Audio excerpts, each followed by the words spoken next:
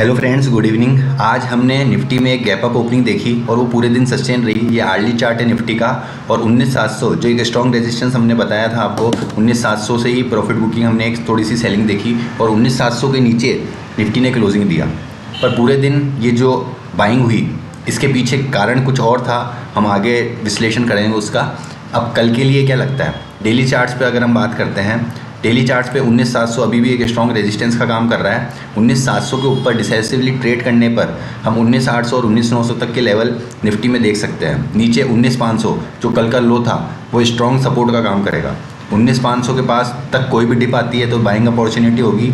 ऊपर 19,800 19,900 यहाँ से आप सेल कर सकते हो, प्रॉफिट बुक कर सकते हो। हमने कल हमारे वीडियो में कहा था कि दोनों तरफ के ट्रेड आपको मिलेंगे, स्ट्रिक्ट स्टॉप लॉस के साथ आपको ट्रेड करना है। अब बात करते हैं बैंक निफ्टी की। बैंक निफ्टी में हमने जो ट्रेंड लाइन ड्रॉ करी थी, इस ट्रेंड लाइन के ऊपर आज एक अटेम्प्ट किया और 44,487, हाँ जी 44,487 का हाई लगाया। 44,500 ऑलमोस्ट आप कह सकते हो, वहीं से थोड़ा सा वापस इसने प्रॉफिट बुकिंग दिखाई। आर्ली चार्ट पर अगर देखते हैं तो बैंक निफ्टी में भी काफ़ी अच्छी स्ट्रेंथ दिखी, पूरे दिन पर एक मोमेंटम दिखा, बाइंग दिखी। अब क्या लगता है, कल जो एक्सपायरी है उसके लिए 44,000 जो आज का लो है, 44,000 एक स्ट्रॉन्ग सपोर्ट का काम करेगा। ऊपर 44,500 के ऊपर निकलने पर और डिसाइसिवली 1 घंटे की ट्रेड होने पर 44,700 44,800 तक के लेवल बैंक निफ्टी में देखने को मिल सकते हैं।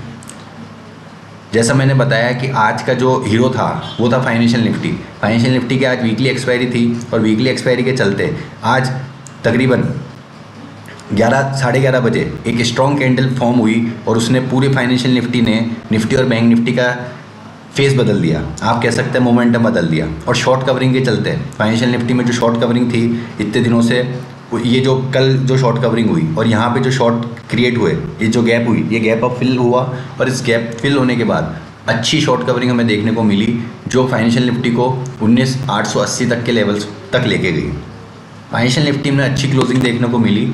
अब क्या लगता है, फाइनेंशियल निफ्टी में आने वाले दिनों में 20,000 एक साइकोलॉजिकल रेजिस्टेंस रहेगा, एक रुकावट बन सकता है। नीचे 19,600 19,500 यहाँ तक कोई भी डिप आती है, जो आज का भी लो था और पिछले कल का भी लो था। 19,600 19,500 तक कोई भी डिप आती है तो एक बाइंग अपॉर्चुनिटी होगी। स्ट्रिक्ट स्टॉप लॉस आपका रहेगा 19,400 का।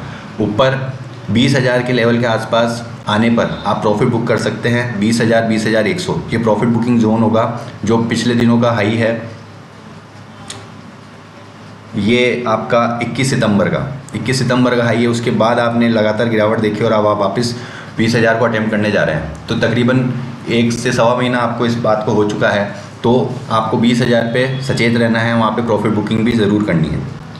हमने कल बात करी थी क्रूड ऑयल के बारे में, कोई भी डिप आता है तो एक बाइंग अपॉर्चुनिटी होगी।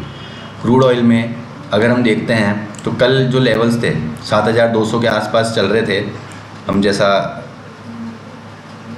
देख रहे हैं, डिप आई थी और डिप में अच्छा खासा हमें एंटर होने का मौका मिला। और ऊपर आज जो हम देख रहे हैं, ये देखिए, ये जो डिप आई थी आज ही आई थी और इसका लो था तकरीबन 7,115। हमने ऐसे ही बताया था कुछ, और वापस जो हाई टेस्ट हुए हैं 7,250 तक के अभी तक लेवल हाई टेस्ट हो चुके हैं। अभी जो ये कंसोलिडेशन चल रहा है ये इसलिए चल रहा है क्योंकि जो इज़राइल वाला जो मैटर है उस पर अभी कोई क्लियरिफिकेशन नहीं आया है कि लड़ाई आगे बढ़ेगी या संधि वार्ता कुछ होगी, कुछ कन्वर्सेशन होगी दोनों देशों के बीच। अभी तक ऐसा कोई सीन नहीं आया है, इसलिए ये कंसोलिडेशन फेज चल रहा है। आपको स्ट्रिक्ट स्टॉप लॉस का यूज़ करना है। स्ट्रिक्ट स्टॉप लॉस आज के डे लो का हो सकता है। जिन्होंने कल पोजीशन बनाई थी वो आज के डे लो का स्टॉप लॉस लगा सकते हैं 7,116 के आसपास का। और ऊपर के टारगेट इंटैक्ट हैं 7,250 7,350, उसके ऊपर निकलने पर 7,500 तक पोजिशनल टारगेट बनेंगे। बात करते हैं नेचुरल गैस की। नेचुरल गैस में कल जो हमें एक फॉल देखने को मिला था, वो फॉल में अगर किसी ने बाय किया हो तो आज उन्हें अच्छा प्रॉफिट हुआ होगा।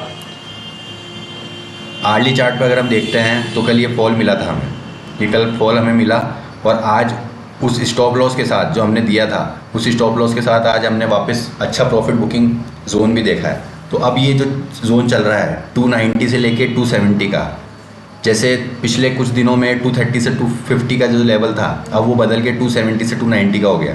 कोई भी डिप आती है, एक बाइंग अपॉर्चुनिटी होगी, ऊपर आपको 290 के आसपास प्रॉफिट बुक भी करना है।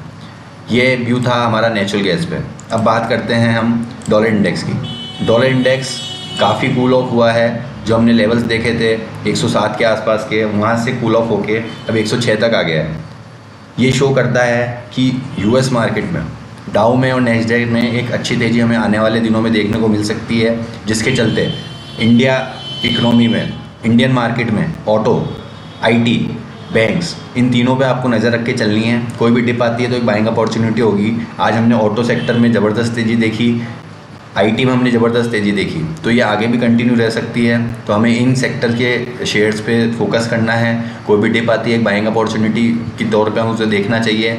और अब रिज़ल्ट सीज़न पे ज़्यादातर हमारे एनालिस्ट का, जो भी एफआईज हैं उनका, डीआईज का, सबका जो फोकस होगा वो सिर्फ और सिर्फ रिज़ल्ट सीज़न पे होगा, जो टीसीएस के रिज़ल्ट्स के साथ शुरू होगा।